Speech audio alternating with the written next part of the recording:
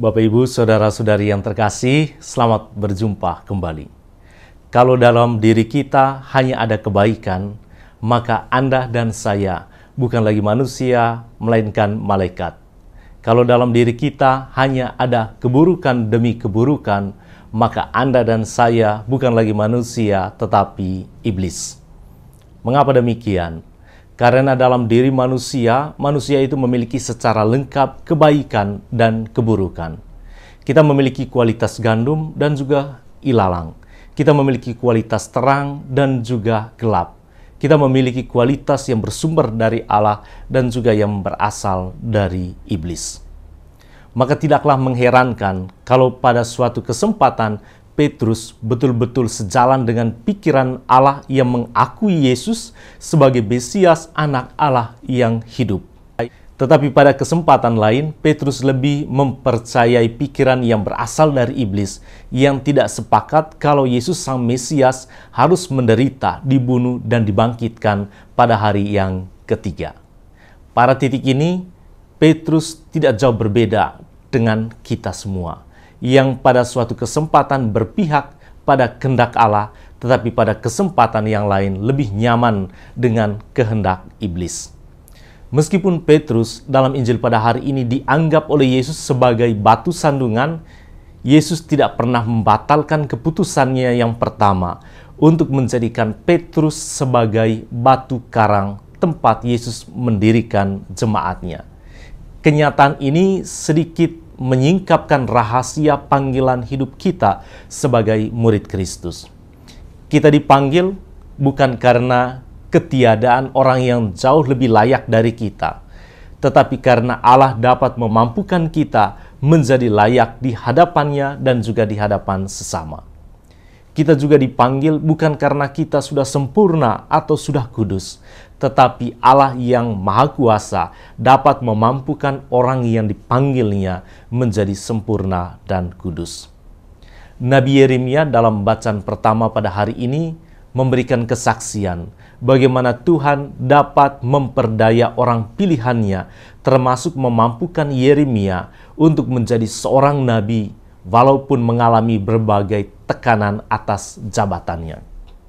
Kita semua tahu bagaimana kisah awal Yeremia dipanggil dan diutus oleh Tuhan menjadi nabi pada usia yang muda.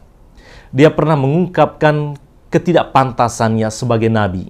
Dia pernah katakan begini, "Ah Tuhan Allah, sesungguhnya aku tidak pandai berbicara sebab aku ini masih muda."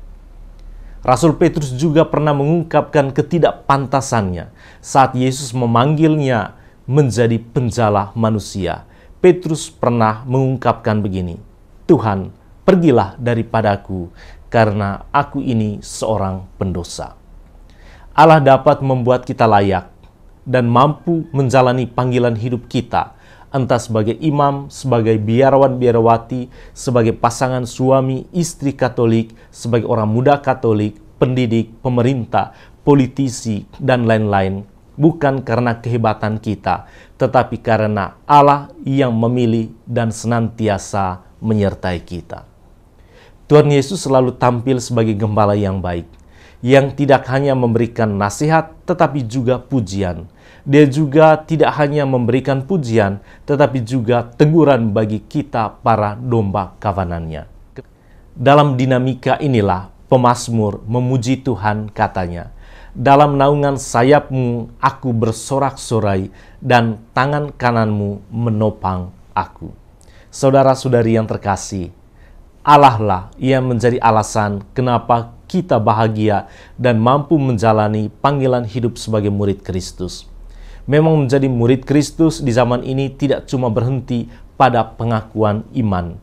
Rasul Paulus dalam bacaan kedua pada hari ini meminta kita untuk menyatakan iman kita dengan mempersembahkan tubuh sebagai persembahan hidup yang kudus dan yang berkenan kepada Allah.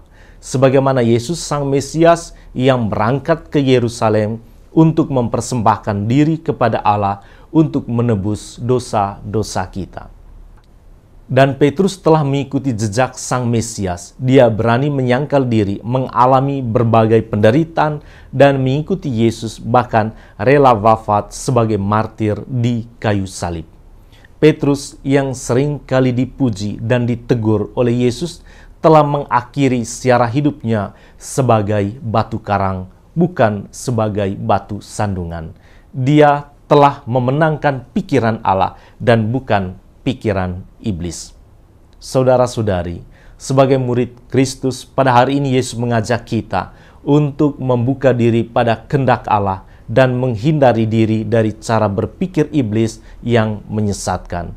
Petrus telah melewati jalan yang pernah dilalui oleh Yesus, yaitu jalan salib, sebagai bukti cinta Petrus kepada Yesus Sang Mesias dan kepada Ibunda Gereja. Tuhan menitipkan pesan bagi Anda dan juga bagi saya untuk menyangkal diri, memikul salib hidup kita masing-masing, dan mengikuti Dia sampai akhir hayat. Tuhan memberkati kita semua.